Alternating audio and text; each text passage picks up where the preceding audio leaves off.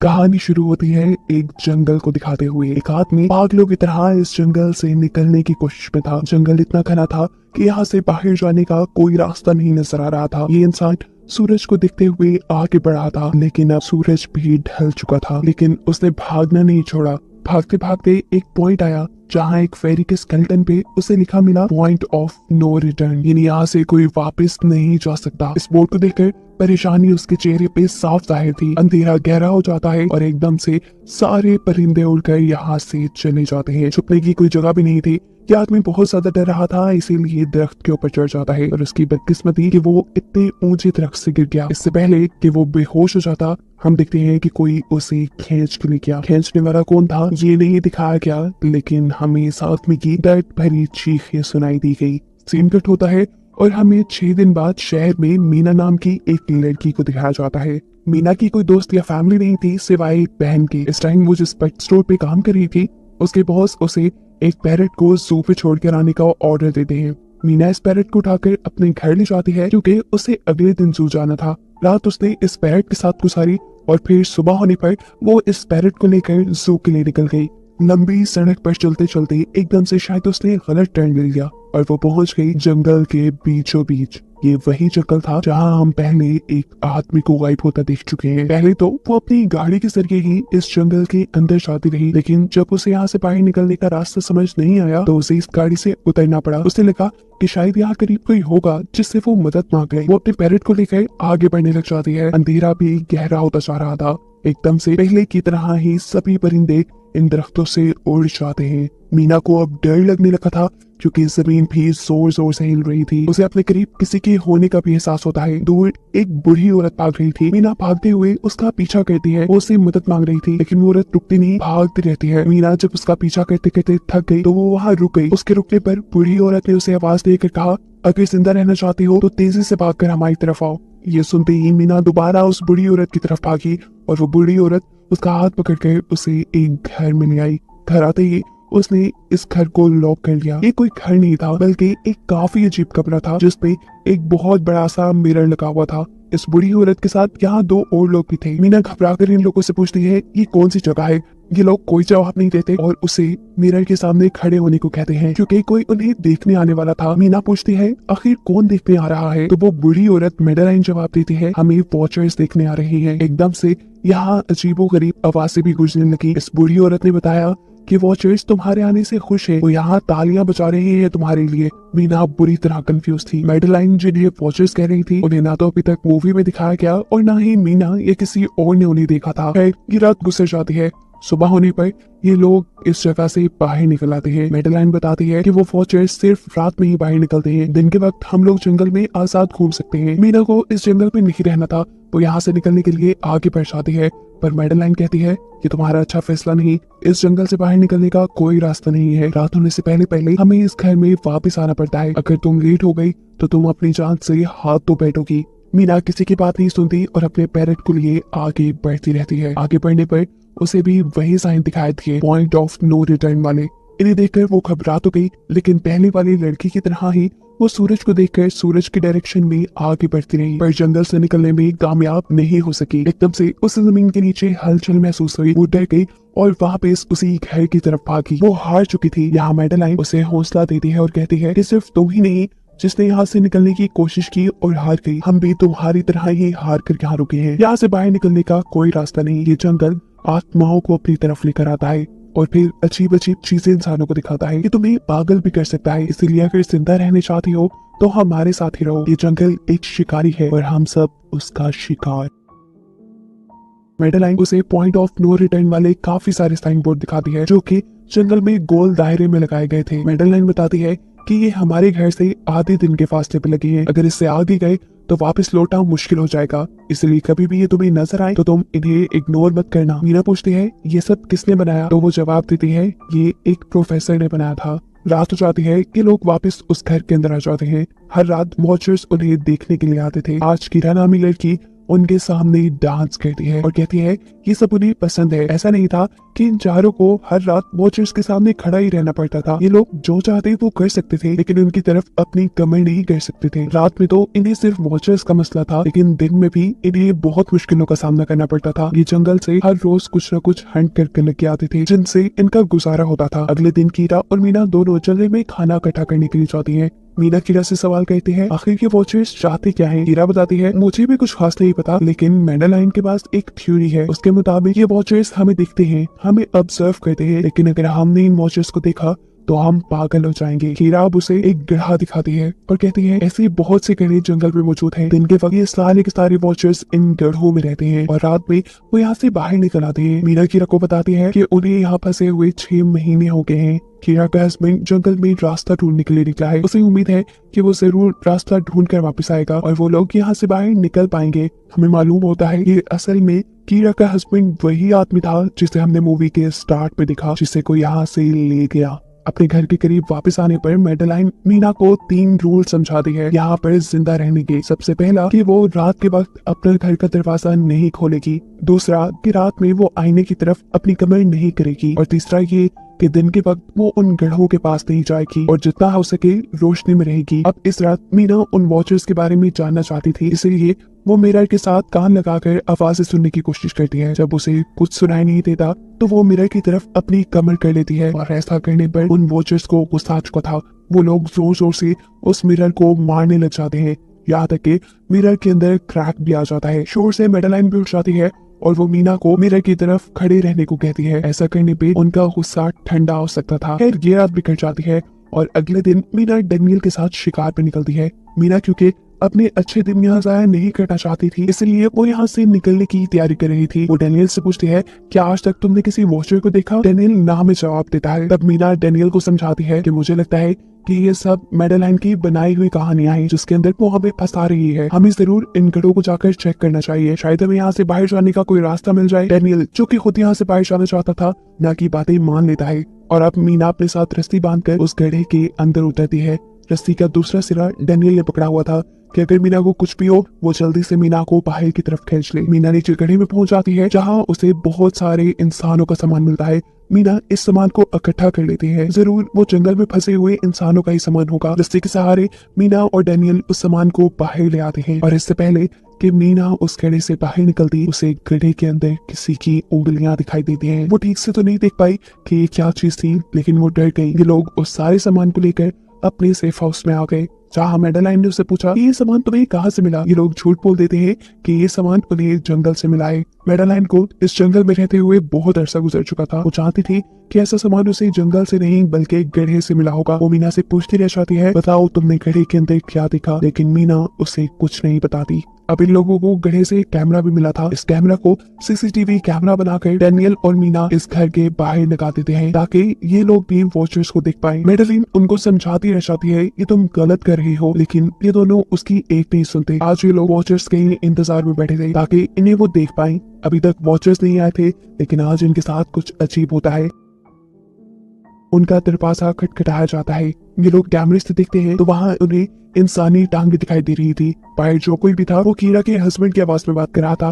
कीरा को लगा कि जरूर उसका हस्बैंड यहाँ से बाहर निकलने का रास्ता ढूंढ आया है। वो जल्दी से उठकर के दरवाजा खोलने के लिए जाती है, लेकिन मैडेलाइन उसे रोक देती है और कहती है, तुम ये दरवाजा नहीं खोल सकती, मैं जानती हूँ भाई तुम्हारे हस्बैंड नहीं है। कीरा को मैडेलाइन की बातों पे यकीन नहीं था, इसलिए मैडेलाइन कहती है, तुम इसका इम्तिहान ले लो, तुम मुझसे कोई ऐसी बात पूछो जिसके बारे में सिर्फ तुम या तुम्हारा हस्बैंड जानता हो। कीरा बाहर खड़े हुए इंसान से एक किताब के बारे में सवाल करती है जिसके बारे में उसे पता होना चाहिए था, लेकिन जब बाहर खड़ा हुआ इंसान कोई जवाब नहीं देता तो ये समझ जाते हैं कि ये वॉचर ही है। ये जब दरवाजा नहीं खोलते तो वॉचर इनके बाहर लगाए हुए कैमरा को तोड़ देता है। सभी वॉचर अब गुस्से में आ चुके थे। वो इनके घर के बाहर लगा हुआ शीशा भी तोड़ने वाले थे, लेकिन ये सब लोग शीशे के सामने खड़े हो जाते हैं। उनके ऐसा करने पर वॉचर्स ने शीशा तोड़ना बंद कर दिया और वो इनको मारने नहीं आए। रात इनके साथ ही काफी सारी गलत चीजें हो गई थी, इसीलिए डेनियल और मीना ने डिसाइड किया कि वो मैडेलाइन को सच बता देंगे कि वो गड्ढे में गए थे। और इस बात से वो बहुत ज्यादा गुस्सा हो जाती है कि उन्होंने एक रूल तोड़ दिया था। मैडेलाइन उस गड्ढे से लाया हुआ सारा सामान उठाकर वापस उसी गड्ढे में फेंक देती है और अब ना चाहते हुए मीना भी यही रहने वाली थी। वक्त गुजरता गया, मौसम भी बदल गया, सर्दियां आ गई थी, लेकिन अभी तक ये लोग यही फंसे थे।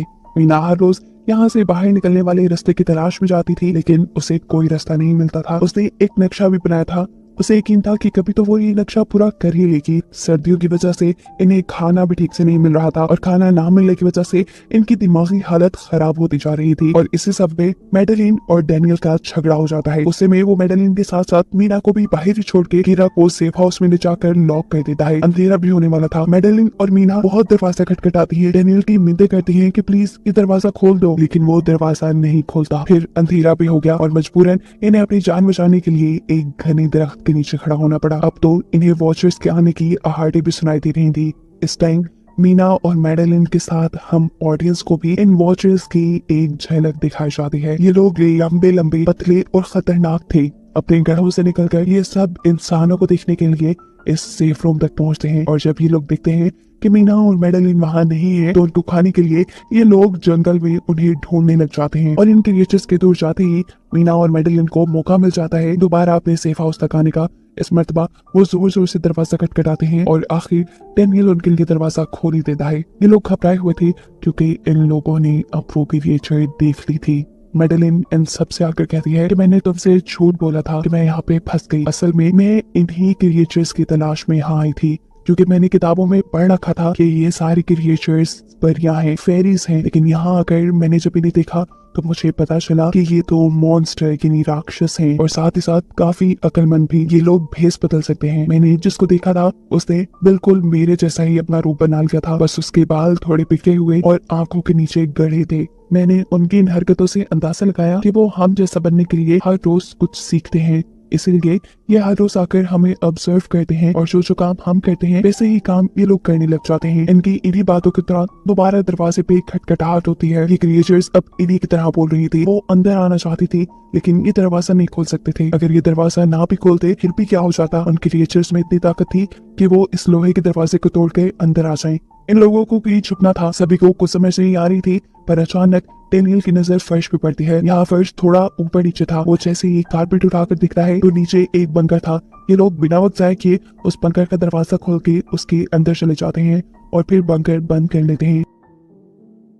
ये लोग इस चीज से हैरान थे कि ये बंकर इतने अरसे से यहाँ था और इन लोगों को पता भी नहीं चला। इस बंकर के नीचे बहुत फैसिलिटीज थी, हजारों दिन का खाना, बहुत सारी टीवी, टेक्नोलॉजी और भी बहुत सा जरूरत का सामान रखा था। मीना जानना चाहती थी कि आखिर ये जगह किसने बनाई, इसीलिए वो इस कंप्यूटर को ऑन कर लेती है। इस कंप्यूटर में इंटरनेट तो नहीं था लेकिन बहुत सारा डाटा सेव था, जिसे खोलने पर इन्हें पता चलता है कि ये सारी जगह डॉक्टर मार्टिन ने बनाई थी।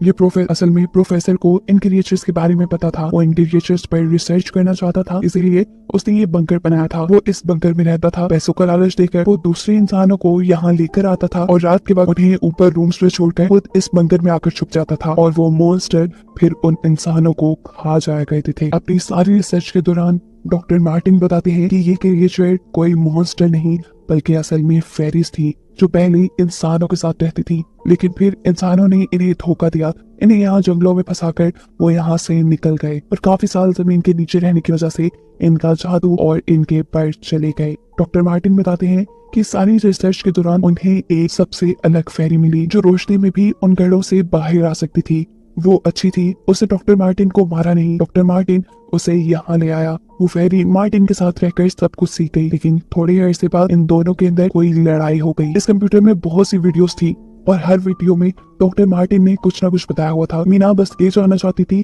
कि आखिर में क्या हुआ, इसीलिए वो सबसे आखिरी वीडियो प्ले करती है जिसमें वो देखती है कि प्रोफेसर खुद को और उस फेरी को मारने वाली है। मरने से पहले वो इस जंगल में फंसे हुए लोगों के लिए यहाँ से निकलने का रास्ता बता देता है और कहता है कि शाम में जिस डायरेक्शन में परिंदे भागते हैं उसी डायरेक्शन में भागने से वो लोग इस जंगल से निकल सकते हैं। उसने इस रिकॉर्डेड मैसेज में कहा था कि अगर कोई इस जंगल से निकलने में कामयाब हो गया तो यूनिवर्सिटी में जाकर मेरी सारी रिसर्च तबाह कर देना। बस कुछ राज से रहने चाहिए। मैंने यहाँ आकर बहुत बड़ी गलती की थी। मैं वो दुनिया नहीं बना सका जिसका मैंने ख्वाब देखा था। मैं इंसानों और फेरिस को एक साथ नहीं रख पाया। खैर आज रात इनकी काफी खुशी में करती है क्योंकि इन्हें बाहर जाने का रास्ता मिल गया था। सभी लोग अब बंकर से बाहर निकलते हैं तो देखते हैं कि इनका सेफ हाउस ऑन वॉचर्स ने पूरी तरह तबाह कर दिया है। ये लोग अब यहाँ जंगल से निकलने के रास्ते में बढ़ जाते हैं। वो परिंदे जिनके बारे में प्रोफेसर बता रहे थे वो तो शाम को उड़ने वाले थे, लेकिन इन्हें शाम होने से पहले जंगल से बाहर निकलना था, इसलिए मीना अपने पास मौजूद पैरेट को आजाद कर देती है। जिस डायरेक्शन में वो होता है ये लोग उसी डायरेक्शन में चलने लग जाते हैं। चलते हुए रास्ते में इन्हें एक कब्र मिली। मेडेलाइन इस कब्र को देखकर बताती है कि एक वक्त था जब ये लोग इंसानों के साथ रहते थे, लेकिन इंसानों ने इनके साथ बहुत बुरा किया, धोखा किया और इन्हें यहाँ जंगलों में छोड़कर वो चले गए। और क्योंकि इन फेरीज ने अपने पर और अपनी जात को खो दिया, इसलिए अब कभी वो इस जंगल से बाहर भी नहीं जा सकते। चलते हुए ये लोग एक नदी के पास पहुंच गए। फाइनली इस नदी के जरिए ये लोग इस जंगल से निकल सकते थे। शाम भी हो चुकी थी। वो फेरीज, वो वॉचर्स अब जमीन से बाहर निकलने लगे थे। इससे पहले कि ये लोग डॉक्टर मार्टिन की बोट में बैठ कर यहाँ से दूर चले जाते, डेनियल को यहाँ अपना साथी जॉन मिल जाता है। वो जख्मी हालत में था। डेनियल उसकी मदद के लिए आगे बढ़ता है। बाकी सब अपनी बोट में बैठ गए थे। इससे पहले कि डेनियल वापस आता, ये लोग देखते हैं कि डेनियल जिसकी मदद करने गया वो कोई इंसान नहीं बल्कि रूप बदलने वाली फेरी थी, जिसने अब उनकी आंखों के सामने डेनियल का रूप ले लिया था। ये सब लोग डेनियल के लिए कुछ नहीं कर पाते। उस फेरी ने अब डेनियल के माथे पे एक निशान बनाते हुए उसे जान से ही मार डाला था। इन्हें मालूम होता है कि फेरीज ये नदी पार नहीं कर सकती और फाइनली ये लोग खुद इस नदी को पार करके शहर तक पहुंच जाते हैं। सीन कट होकर हमें दिखाया जाता है कि अब मीना डॉक्टर मार्टिन के कहे के मुताबिक उनकी यूनिवर्सिटी में उनका सारा डाटा खत्म करने के लिए आई है। और इससे पहले कि वो उनका रिसर्च डाटा डिलीट करती, उसे इसके जरिए एक नई बात पता चलती है कि जब हजारों साल पहले इंसान और फेरीज एक साथ रहते थे तो तब इनकी शादी भी हो जाया करती थी। ऐसे इंसानों और फेरीज के बच्चे भी हुए जिन्हें हाइब्रिड्स कहा जाता है। उसे यहाँ पे ये बात भी पता चली कि मेडेलाइन जो उन्हें वहाँ मिली थी वो कोई और नहीं बल्कि प्रोफेसर की वाइफ ही थी। वो कंफ्यूज हो जाती है कि मेडेलाइन ने उसे ये बातें क्यों नहीं बताई। इस सारी कंफ्यूजन को शेयर करने के लिए वो कीरा के पास आती है और उसे बताती है कि जिस मेडेलाइन से हम जंगल में मिले थे वो असल में प्रोफेसर मार्टिन की वाइफ थी, लेकिन उसने हमें ये सच्चाई इसलिए नहीं बताई क्योंकि वो एक इंसान नहीं बल्कि एक भेस बदलने वाली फेरी ही थी। ये सुनकर कीरा हैरान हो जाती है। असल में काफी सालों पहले प्रोफेसर की वाइफ मेडेलिन लंग्स कैंसर की वजह से मर गई थी। प्रोफेसर उनसे बहुत प्यार करते थे, वो उनके साथ ही रहना चाहते थे। और फिर प्रोफेसर को पता चला इन भेस बदलने वाली फेरीज के बारे में। अपनी वाइफ की फोटो दिखाते हुए उसने उस फेरी को मेडेलाइन जैसा बना दिया। अभी ये सारी बातें मीना बता ही रही थी तो एकदम से उसे पता चला कि वो ये सारी बातें कीरा को नहीं बल्कि मेडेलिन को ही बता रही है, जिसने इस वक्त कीरा का भेस बदला हुआ था। जैसे ही असली कीरा यहाँ आती है मेडेलिन उसे बेहोश कर देती है, जिसके बाद वो फौरन मीना पे हमला करने के लिए आगे बढ़ती है ताकि उसका राज राज ही रहे। इससे पहले कि वो मीना को मार देती, वो उसे कहती है मैं इकलौती थी जो जंगल में सबसे अलग थी। वहाँ सारी फेरीज मेरा मजाक उड़ाती थी, मैं दिन के वक्त भी बाहर निकल सकती थी। इसी गुस्से में उन्होंने मुझे वहाँ से बाहर निकाल दिया। तब मीना उसे कहती है तुम अलग नहीं थी, तुम बहुत ज्यादा खास थी। असल में तुम हाइब्रिड हो, आधी इंसान और आधी फेरी हो। इसी वजह से तुम फेरीज के साथ भी रह सकती हो और इंसानों के साथ भी, और यही वजह है कि तुम उस जंगल से बाहर निकल आई। मीना के सारा सच बताते ही एकदम से मेडेलिन के पास उसके पैर और उसके जादू वापिस आ जाता है, जिसके बाद वो मीना को यही छोड़कर यहाँ से उड़ जाती है। अब कहानी